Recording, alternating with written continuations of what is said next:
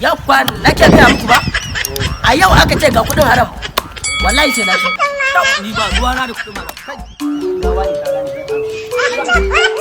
Ai duk wanda ya zo yin da kuɗi a nan inda ido na gansa ko na menene sai na ci. Kun fada mai bulan nan fa sabon nan ku yayi. Wanda ya gaban da kali. Malama mutan wannan wakilin gari na ma. Dere bebe. Mutan ne muna so mu karɓi nan babai gidan ma. Sai karan babai muna so mu karɓi nan babai.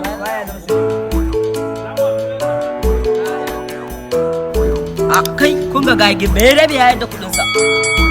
A to. Ce ma ne ai ko kuɗi na haram da ya zo gurin nan. Har duk inda an zubar da.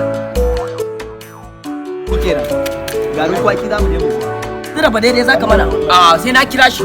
Idan kana kiran shi kai da zama a cikin mu har kama yana Ba za ka kara kama.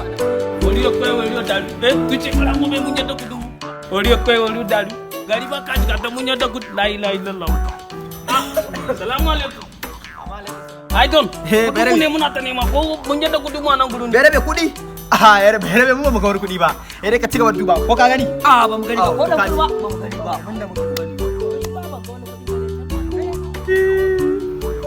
Wallahi akwai matsala ido. me faru Mun je gurin babalawo ta ce duk wanda wanda dauke wannan.